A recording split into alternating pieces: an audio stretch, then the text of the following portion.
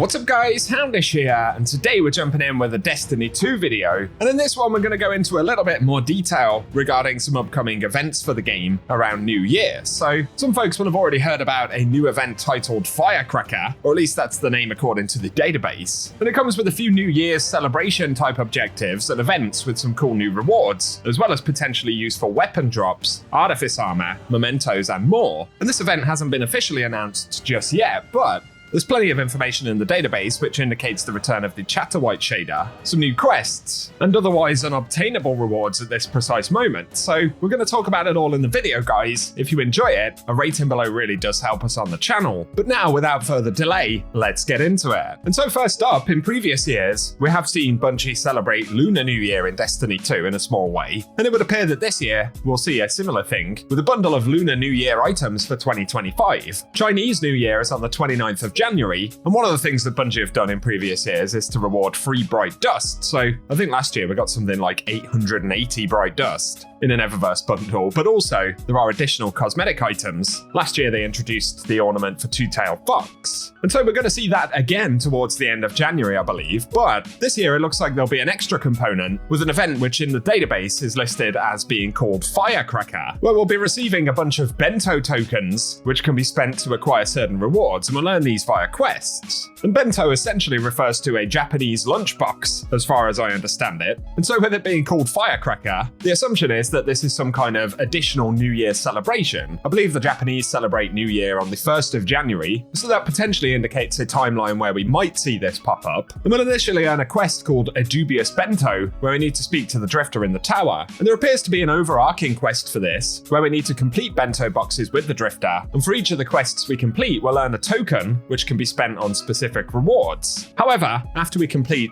the majority of the quests, there'll be a step to investigate a vending machine near the Drifter in the tower, and this will award the Chatterwhite shader. Interestingly enough, you can actually see the vending machine in question down in the annex of the tower, because there's already a marker been placed on it ahead of the quest actually dropping. So at least that gives a quick heads up as to specifically where we'll be looking for the vending machine, and also in a way kind of confirms that yes, a lot of this stuff is in the game ready to go. It's simply a case of Bungie actually releasing it. So keep that location in mind. But regarding the Chatterwhite shader itself, now this used to be the Vault of Glass shader in Destiny 1, and it should be, as far as we know, pretty much an all-white shader, so that'll be cool to have. Separately though, it looks like there are a total of 7 quests which will award these tokens. Most of them award just 1, but there is an objective that awards 2. And so theoretically we should get 8 of these tokens in total, although that's a bit difficult to confirm via the database at the moment.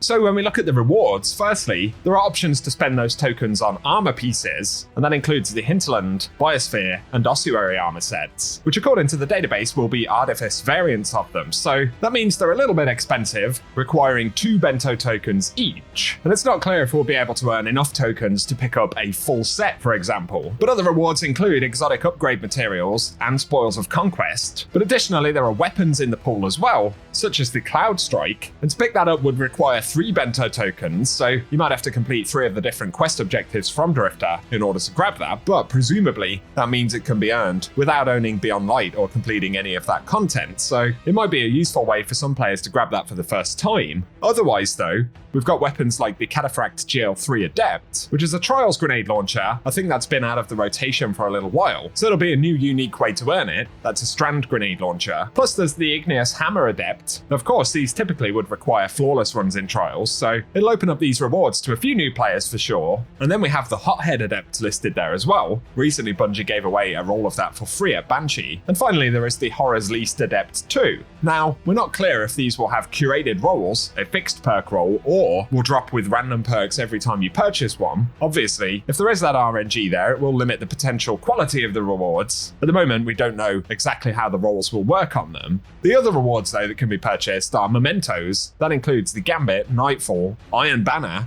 Lost Memento, Dawning, Guardian Games and Solstice mementos. And so there'll certainly be some useful rewards there. And again, assuming that we get 1 token for each of the quests that we complete, that would be 7 tokens, but one of them does indeed award 2. So we should be getting 8 tokens, like I mentioned. In terms of the quest objectives though, there is a dubious bento, where we'll need to collect dubious celery from defeating targets in Gambit, and collect sentry eggs from defeated combatants on the moon. Following that, we can return to Eris and pick up a token to spend on rewards. The other quests, though, include the Stuff of Legends, and this will require players to finish final encounters in any raid or dungeon, and raids provide additional progress, so some of these objectives will touch endgame content, but we additionally have Nightmare Lunch to complete activities on the moon, and there's bonus progress there for Nightmare Hunts, so some of these are a bit friendlier for solo players and more casual objectives. Additionally though, there is Nightmare Kills to defeat nightmare bosses and challenging combatants, so for a couple of these components we'll be revisiting some of the Shadowkeep content. Finally though, there is Martial Mementos to get final blows with Malfeasance, Witherhoard, Touch of Malice, Whisper, Xenophage or Arbalist, so basically a Weapon of Darkness objective there. And the 2 other quests include Dredgeons of Yore to get Guardian final blows in Crucible or Gambit, and final blows in Gambit with hand cannons earn additional progress. And then there is Snakebite, which requires us to secure final blows with Gambit weapons. So most of these objectives are relatively simple. But like I said, each of the final steps say, turn in the Bento token you just received for rewards from Eris on the moon, so Eris will actually house these rewards. It's worth mentioning, for the Chatterwhite shader, the quest that leads us to that requires 5 Bento box completions, so I would assume that means we don't need to complete absolutely all of the quests associated with this, but at least 5 will need to be completed in order to actually pick up the shader. But other objectives, like the one to complete final encounters in raids or dungeons, list requiring 2 encounters, so you could more or less do a run of a dungeon or a raid and you'd complete that quest.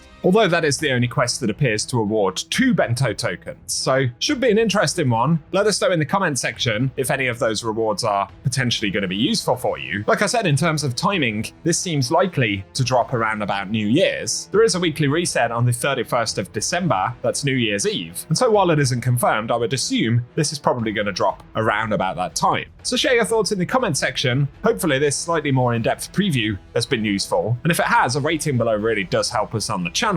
Also get subscribed and I'll keep you posted with more Destiny content. But otherwise, thanks for watching and I hope you guys have an awesome day. Fresh prisoners. Exciting.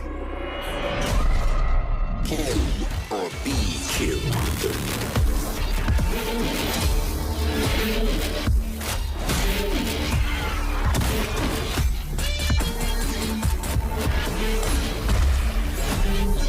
Fight, kill, survive. You put on a good show for us, Guardian. Your warden expects great things.